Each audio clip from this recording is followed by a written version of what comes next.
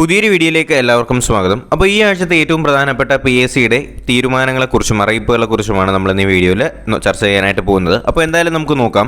ആദ്യമായിട്ട് പറയുന്നത് 43 തസ്തികകളിലേക്ക് PSCയുടെ വിജ്ഞാപനം ഉടൻ എന്ന് പറയുന്നുണ്ട് കേട്ടോ. ഇതാണ് നമ്മുടെ ആദ്യത്തെ വാർത്ത എന്ന് പറയുന്നത്. 43 തസ്തികകളിലേക്ക് PSCയുടെ വിജ്ഞാപനം ഉടനെ ഉണ്ടാവും എന്ന് പറയുന്നുണ്ട്. അപ്പോൾ നമ്മൾ കണ്ടിട്ട് ഇപ്പോൾ 2-3 ദിവസമായല്ലേ. അപ്പോൾ തീരെ സുഖമില്ലായിരുന്നു, അതുകൊണ്ടാണ് 2 ദിവസം വീഡിയോസൊന്നും അപ്ലോഡ് ചെയ്യാത്തത്. അപ്പോൾ എന്തായാലും ഇനിയുള്ള ദിവസങ്ങളിൽ തീർച്ചയായിട്ടും നമ്മുടെ ബാക്കി വീഡിയോസിൻ്റെയൊക്കെ കണ്ടിന്യൂഷനൊക്കെ ഇന്ന് തൊട്ടും നാളെയൊക്കെ ആയിട്ട് ഉണ്ടാവുന്നതായിരിക്കും കേട്ടോ.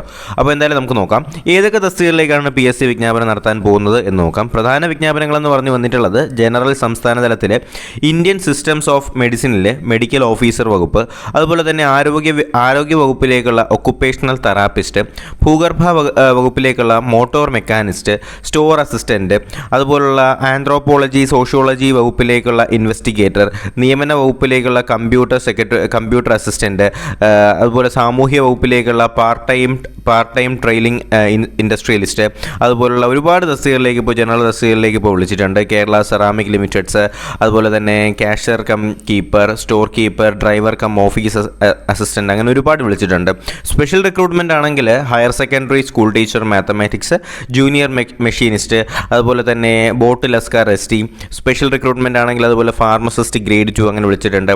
NCA ആണെങ്കിൽ അസിസ്റ്റൻറ്റ് പ്രൊഫസർ അറബിക് പോലുള്ളത് വിളിച്ചിട്ടുണ്ട്. അങ്ങനെ ഒരുപാട് നിങ്ങളൊരു സ്ക്രീൻഷോട്ട് എടുക്കുകയോ അങ്ങനെ എന്തെങ്കിലും ചെയ്യുകയാണെങ്കിൽ ഇതിൻ്റെ കറക്റ്റ് ഡീറ്റെയിൽസ് നിങ്ങൾക്ക് ഇപ്പോൾ ലഭ്യമാണ്. ആവശ്യമുള്ളവർ എന്തെങ്കിലും ഒരു സ്ക്രീൻഷോട്ട് എടുത്ത് ജസ്റ്റ് ഒന്ന് ചെക്ക് ചെയ്യുക. എന്തായാലും 43 തസ്തികകളിലേക്ക് PSC വിളിച്ചിട്ടുണ്ട്. നിങ്ങളുടെ പ്രൊഫൈൽ കൂടി ഒന്ന് ചെക്ക് ചെയ്യാനായിട്ട് മറക്കരുത്. അതുപോലെ തന്നെ സർവകലാശാല അസിസ്റ്റൻ്റ് അല്ലെങ്കിൽ യൂണിവേഴ്സിറ്റി അസിസ്റ്റൻറ്റിലേക്ക് 21 പേർക്ക് കൂടി നിയമനം ലഭിച്ചിട്ടുണ്ട്.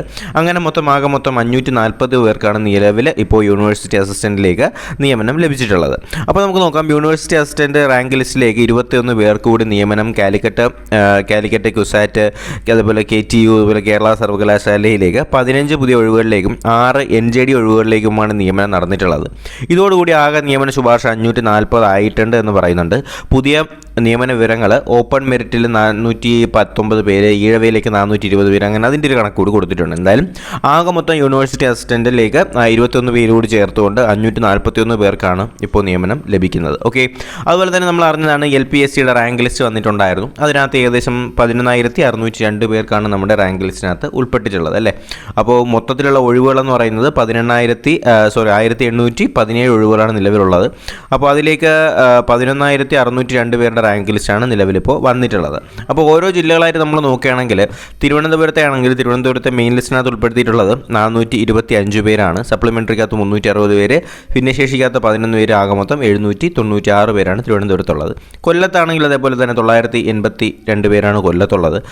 പത്തനംതിട്ടയാണെങ്കിൽ 541 പേര്, ആലപ്പുഴയാണെങ്കിൽ അത് 707 പേര്, കോട്ടയത്താണെങ്കിൽ അത് 473 പേര്, ഇടുക്കിയിലാണെങ്കിൽ അത് 438 പേര്, എറണാകുളത്താണെങ്കിൽ 692 പേര്, തൃശ്ശൂരാണെങ്കിൽ 783 പേര്, പാലക്കാടാണെങ്കിൽ 858 പേര്, അതുപോലെ മലപ്പുറത്താണെങ്കിൽ 2227 പേരുടെ ലിസ്റ്റാണ് വന്നിട്ടുള്ളത്. കോഴിക്കോടാണെങ്കിൽ 802 പേര്, വയനാടാണെങ്കിൽ 602 പേര്, കണ്ണൂരാണെങ്കിൽ 682 പേര്, നമ്മുടെ കാസർഗോഡാണെങ്കിൽ 978 പേര്. ആകെ മൊത്തത്തിൽ വന്നിട്ടുള്ളത് 11,602 പേരുടെ മെയിൻ ലിസ്റ്റാണ് നമ്മുടെ LPSCയുടെ ലിസ്റ്റിനകത്ത് വന്നിട്ടുള്ളത്. ഓക്കെ, അപ്പോൾ ഇത്രയാണ് നമ്മുടെ ഈ ആഴ്ചത്തെ ഏറ്റവും പ്രധാനപ്പെട്ട തൊഴിൽ വാർത്തകൾ എന്ന് പറയുന്ന ഇത്രയും കാര്യങ്ങളൊക്കെ തന്നെ ഉള്ളൂ.